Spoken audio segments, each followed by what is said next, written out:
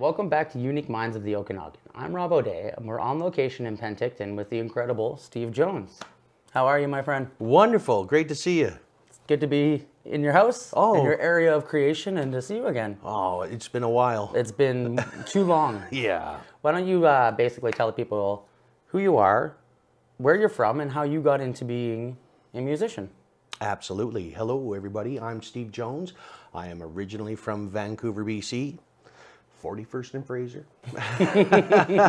But when I came up here, my wife and I moved up here 1991.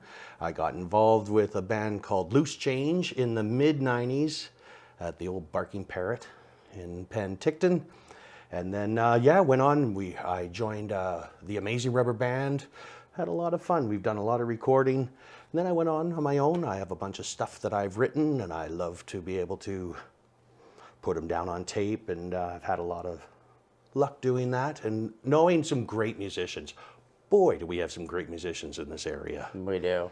You know, Kyle, Tavis Weir, you know, like it's just like there's just so many. You got Ari, you got, Will Slackle. It's just amazing, right? Great talent. It's very true. Yeah. The Okanagan is extremely diverse, and I think you bring a very unique sound to the Okanagan because it's not an Okanagan sound. Oh, well, thank you. You're the only non-English person I know who can write music that sounds like it comes out of Europe. Excellent. Very nice. The Thank UK, you. So I find we worked together years and years ago, and you introduced me to your music, and still to this day, Pictures. It's one of my favorite songs for, I would classify as indie, but it's not, it's rock. But I still to this day absolutely love that song. Oh, well, that's great. I don't know about it. There's just something about that entire album was so well done. I wrote that song here in this house. I was sitting down at the water, or at least down at the bottom, facing the water, and I was actually trying to write a totally different song. And then all of a sudden this just pictures came into my head, and I just dropped everything, ran upstairs, and just started writing it down like crazy. It is a beautiful song. Oh, thank you. And how many albums deep are you in now, solo, not with the Amazing Rubber Band? Right, I have 4 solo studio albums, and then 1 live album, and another album called So Shiny Objects, and that's another studio album, but it's with another artist. Okay. And he's in Scotland. He's married to my second cousin, Owen Hodgson, and he is an amazing talent, and I'm very lucky to be able to work with him. So yeah, I guess 5 studio albums and a live. Wow. And that's over. And you've been here in the Okanagan since the 90s doing music. Yes. How have you noticed the Okanagan scene change in the, I guess it'd be 35 years? Yeah. Just under 35 years? You know, a lot more DJs now. Yeah. You don't get the live bands so much, but there's still like incredible musicians. And also I'm finding that that there are places that are opening up that are starting to have live music again. I want to dive into how you write music and how you explore it as a musician. So like you were saying, you were down at the lake trying to write a different song, for example, with Pictures. And when you get locked into your creative juices, do you find that it's, when you're trying to like guide it in a certain direction, it never wants to go that flow? You definitely want to give it its own legs, but you have a starting point. At least for me, I have a starting point. Okay, do I want to do a hard rock song? Do I want to do a fast song? Do I want to do a slow song? So I do decide that right off the bat. What do I want? What style and what pace do I want to do? But then, like I explained before, you're thinking about one thing and all of a sudden this other thing comes up, and so it's allowed to have its own legs, but it's good to have a starting point, because the worst thing you want is that empty page staring at you. Yeah. What am I writing? And half the time, I'm about a quarter way through writing the song, and I have no idea what this song's about yet. I don't know where it's going. I like that part. I was going to say, I find that's a running theme with a lot of writers. Bob Marley was a huge advocate of, he didn't write his lyrics. They were given to him by something higher or an energy, and when you're writing it, you don't really know what you're writing about. And I think that's the weirdest concept of being a musician. Well, that's really because Bob Marley. I mean, great writer. There's a lot. Even Eminem says, like, if you want to go into rap, like, it's almost as like a power takes over you, or something else is like flowing through you and helping you write these lyrics, and then down the road you end up like realizing and putting two and two together that the lyrics you wrote are connecting with something that happens in your life at this moment. Very good. I like that a lot. Somebody just recently, about 3 weeks ago, asked me what one of my songs, Clear Blue Sky, asked, what is Clear Blue Sky about? And, you know, that came out in 2008. And for the longest time, I had no idea. But then I realized it was actually about crossing over. Okay. And so it was, you know, just everything's going to be all right kind of thing. And, you know, and just the way, because I thought it was going to be more about a relationship. Okay. And then it turned out it's more than that. It's not a girl boy thing. It actually turned out to be more of a crossing over. It's kind of an interesting concept when you like when we go into the writing process, and for example, like we want to write a song about grief. That's what we're thinking about when we're writing, for example, right? And then when your song is done and you look back at it like 3 months down the road and it hits you in a totally different perspective, and then it kind of changes the way you thought of the song. Right. I find that happens to me a lot with the stuff that I write. It's funny, people have so many different ways of writing, and I have written with other people, and everybody is different. I know that with the Full Circle album, so we recorded that in 1999. It's reel to reel. Actually, I have it in that box over there. It's actually reel to reel. That's so cool. Yeah, yeah. And so there was the guitar player, Dave Knight. Incredible talent. He played for the Stampeders, and he was just a great guy. But boy, you know, writing with him was very interesting because I knew he wouldn't have anything when he came to the practice. So I thought, well, I'm going to come up with a chord progression, and then I'll get into the chorus, and I'll have the line, "It's easy," you know, just have "It's easy" in there, and the whole chord progression, and I just give it to him, and he'd run into a corner and write down all the words. That's awesome. So it was kind of triggering him, you know, to here, you know, here's a starting point for you, and then he would run away and, of course, kill it. He was awesome. Amazing talent, Dave Knight. Yeah, great guy. Actually, he was the guy I replaced in the Amazing Rubber Band. Oh, wow. Yeah, so he was in the he was an original member of the Amazing Rubber Band. Over your 12 years with just the rubber band, Yeah. what were your guys' biggest challenges as it evolved? There was only 24 hours in a day. That was our problem. I mean, our problem, because we had, the answer is yes. Now, what is the question? That was our thing. Okay. Yes, and how long, where, when, what time. That, it was always yes. So we just played like crazy. That was our problem, was that there was only 24 hours in a day. And so, because we were so busy. And it was a lot of fun too. No original music, it was all cover stuff, but we almost kind of brought a Smothers Brothers to it, you know? So Kyle and I were just horsing around all the time. We had all these posings, little stupid humor stuff. We love that kind of stuff. Yeah, yeah. No, people enjoyed it, and I think it shows, because or else you wouldn't have been asked so much to perform, right? Like, it's not like you were doing something that wasn't... Taking yourself too serious is... it will be the biggest detriment of your career. I agree with you. In any genre that you're in. Like, yeah. But I did that for 12 years, and I also did it with the Loose Change before, and that was great. But I had all these songs, and those were all cover bands, and that's a lot of fun. I'd actually never done that. I never did that in Vancouver at all. I never did that at all. So I only did that here. And but I had all these songs. And then Kyle was getting right into, and so we're graduating, going from the poster time, and you're getting into the internet, right? And so what's the difference? That was a huge difference. We recorded every performance. We recorded everything. And we used to have to transfer it onto the computer at real time. And so you had to go home, I'd sit down for 3 hours and listen to the damn thing. You know, nowadays it's just boom, right? Yeah. And so those were the differences, yeah. And we really rode that wave because we started recording everything. We put out our first Rubber Band. We put out 04, 05, and 09. We put out 3 albums. And just the changing, you're talking about the internet and the just being able to communicate. I'm here, you're all the way over there in Scotland. I just send you a file and you're going to put orchestra over top of it, send it back to me. We're going to level it out. And that's the difference. Yeah, I can imagine that was pretty mind-blowing in the sense of not having to physically have to hire those kind of musicians to come into the studio anymore. Oh, and Owen there. So he's in Scotland.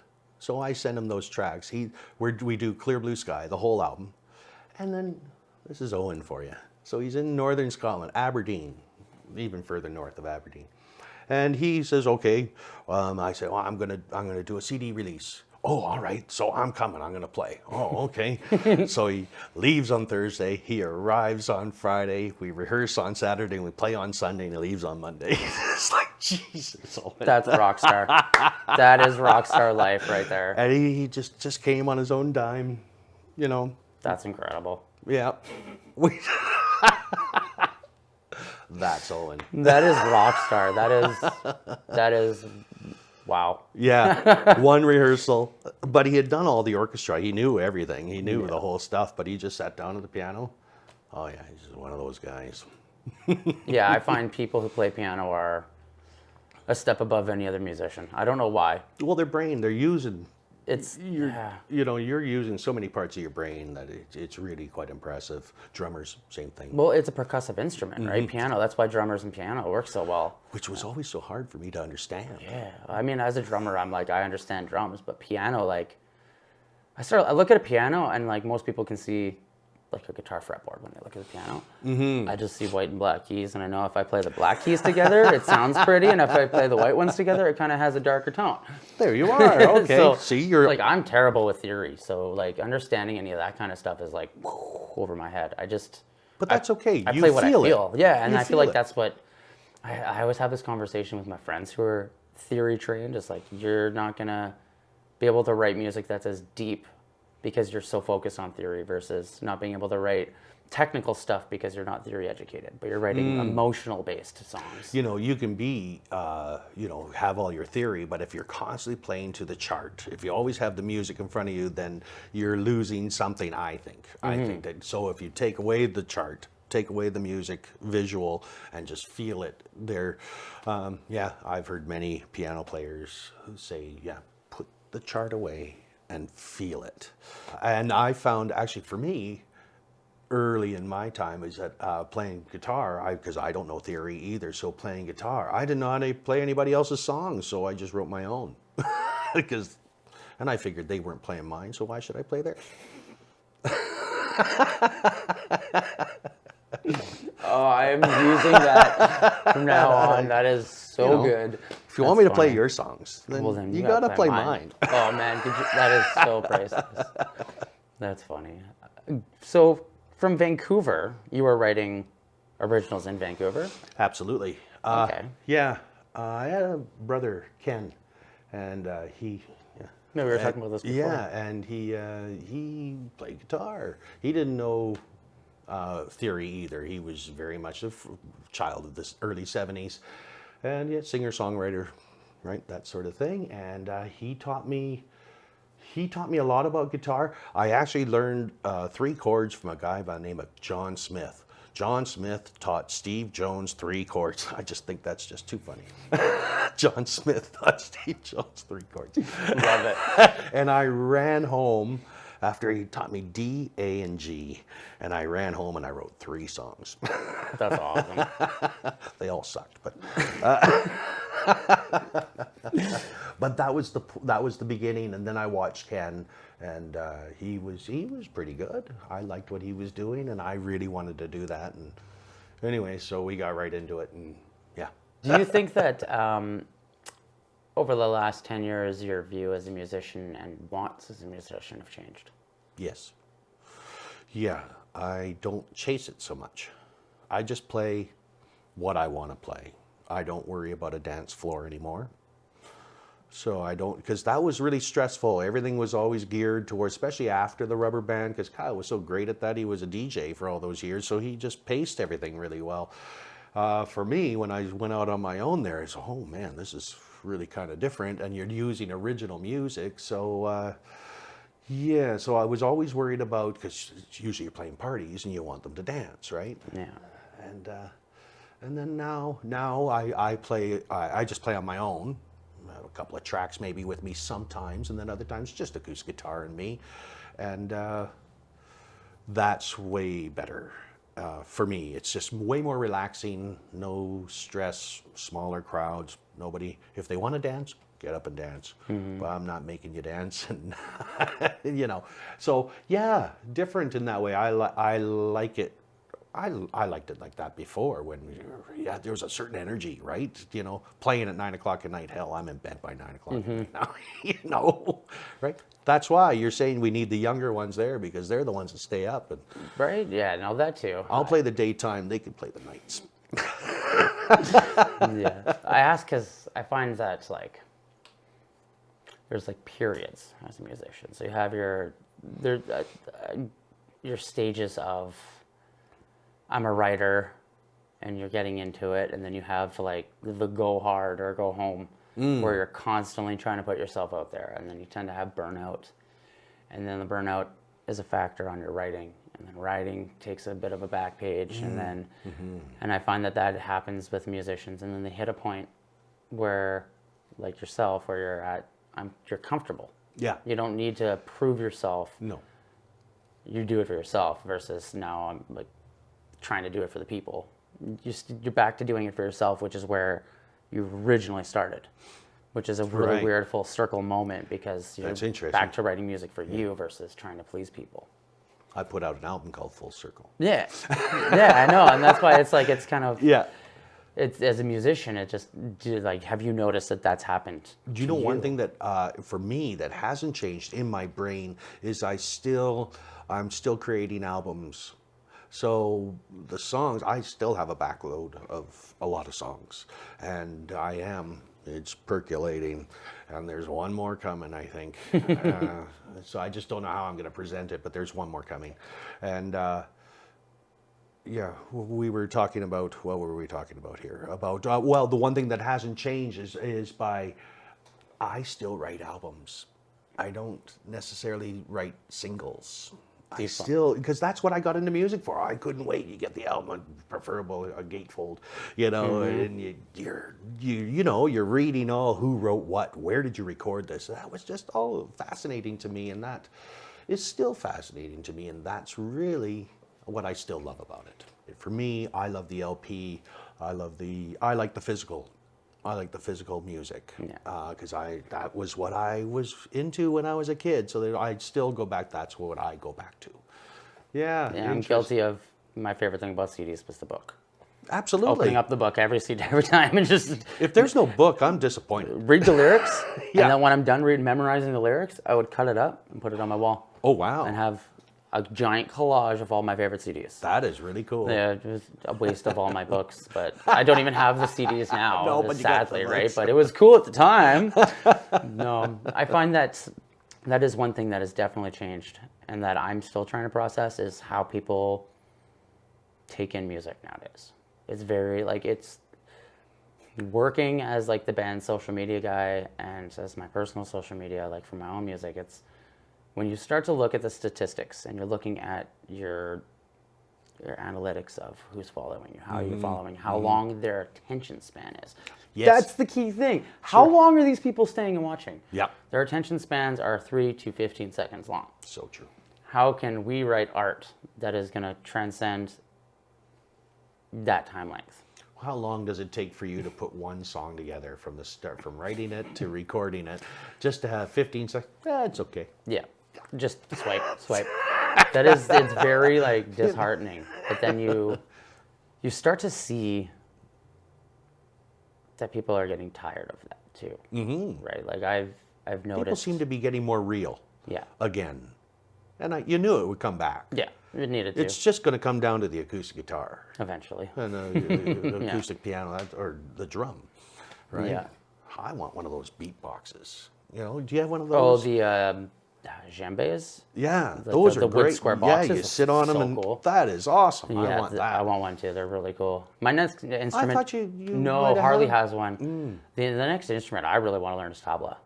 Oh wow. Yeah, I don't know what it is about Indian music. I'm obsessed with it. I've always Oh. loved it. It's so intricate and beautiful, from the singing to the actual like melodies and Oh, back to the Beatles you go. right. And yeah, that's exactly kind of like. I find you do go through like phases. Like I'm back in my hip hop phase now because I'm performing and doing hip hop. But like when I listen to music, it's never metal. Like unless I'm going No. to practice and I'm warming up. Like I listen to a lot of rap and indie rock, but I've been kind of going away from that and going back into like Tom Petty and back to like the old rock classics, because like what makes them last? Yeah. Because that's something that I think we're all trying to grasp, is what makes the Beatles the Beatles. That, you know, Queen. Look at Queen. Yeah. Like that's still huge. it's Gigantic. never gonna die, and You that's know, the thing. That was my band when I was growing up in Vancouver. 13-year-old. I was 13 when Jazz came out, and that was my first concert. Was Queen Jazz, Freddie Mercury. Yeah. So I saw them 3 times, Wow. and I don't think all 3 in Pacific Coliseum, and I don't think any of them were totally sold out. Wow. You think about that now. Right. Oh, I'm going to go see Freddie Mercury. You'd have to do it at BC Place Stadium 3 nights in a row, right? Yeah, they would need a Right. what do you call it? When they're there for like a week or so. Or Absolutely. yeah, it's it's crazy. Honestly, what's mind blowing about that is people are always like, oh, they It's support nostalgia. they support. Yeah, it's definitely nostalgic. But like to think, if nobody would have gone to those Queen shows back in the day, like just the support that they were given back then for bands to have the opportunity to grow versus what we have now, I find is like so night and day. Because then it was genuine. People would go out to shows like, oh, there's a show tonight, we're going. We Yeah. don't even know the bands, but we're going. Yeah. And now it's like, oh, there's like 20 shows on tonight, I'm not going to any of them. It's mind blowing to see how like the music industry changes. Even like the local scene has changed, and it's just, I don't know, like music itself I feel is something that's just never gonna die. No. Like there's ebb and flow between What do you think genres. of AI? Scary, but It is, but I think that it's kind of like inevitable. You know what I mean? Like the more, Jim Morrison called it a long time ago in an interview that eventually music's going to turn into just digital. There's not going to be any singers. There's not going to be any, like. Freddie biggest said m- the same thing. Yeah, biggest music for the last 15 years has been EDM. Yes. Electronic dance music has been it, and that's all produced. There's no Country now instruments. is coming back. Country is definitely coming back. For me, it's like I just don't like the blending, Oh. like the pop, country, rap. But I'm like, can we just like keep Stop it. certain? You can't put pickles, peanut butter, and cheese all together. It doesn't taste good. Okay, like it just doesn't. doesn't work. You can eat them separately. They're Yeah, fantastic. Yeah, but like you just don't put that concoction together. It doesn't Yeah, work. So yeah. there is a lot of like, I think that's what's kind of cool too now is like, because music has evolved so much and there's so many genres that you're having to blend different styles and genres, and it's happened looking for- forever, but We're it's, looking for the new thing. yeah, and it's like, what is it going to be? What though? is the That's where new I'm always thing? wondering, like, what is it? Like, even metal, because as a metal musician, you're always trying to push like the hardest, fastest. You know, what's most always the technical. fastest, yeah. And it's like it's gotten to a point where like even the main like Courtney from Spirit Box, which is one of the biggest metal bands from Victoria. Oh, they, okay. They've blown up. They're massive, but she doesn't like the metal industry because it's too formula. Like you said, it's too cookie cutter. All the bands Yeah. sound the same. The breakdowns are all the same. Singers all have the same techniques, and it's like, What worked before, that's what you're going to do. Yeah. Because we're investing this money into you. We're going to go with the formula. But, you know, gone are the days when, like Floyd was be able to they could make 5 albums before they got to Dark Side of the Moon. And they were all pretty strange, pretty weird. I mean, we talked about Piper Gates, but then there's 4 in between there afterwards. And, like, they're strange. Awesome. I love them. But they're really weird. that's And kind of like Radiohead too, though. Alice Cooper, his first 2 albums. You ever listen to him? holy man. They're nothing like what Alice Nothing. Cooper is today. No. Not a darn. But Frank Zappa invested the money. He was the one who just. That's a whole other level, Mr. Zappa. Oh my goodness, that guy is. I could spend another entire hour just talking about Frank Zappa with Right. you, because he is on a whole other level than any other We're musician. lucky. We were there at those times, you know, when those bands, and you get to enjoy them now too. Zeppelin, The Who, you know, man, we were just so lucky, spoiled Yeah, musically. We were spoiled. it's true. And So it's- nowadays, it's great, but it's all formula and money drives it. I'm just thinking, I want to get advice for the younger crew, because the younger generation is like, that's what the end of my show is always kind of like the same thing. It's like, Okay. what advice do you have for emerging artists from somebody who has dealt with every aspect of music? Well, stay true to yourself. Work hard. Practice. Practice. That really helps. I didn't practice enough. But you should definitely practice. But stay true to what you like. You know, believe in yourself. I would say believe in yourself. Yeah, and try to be original. Try to be, don't follow the same thing. That's already been done. You're the best you that we've got. So that's what I say. Be original.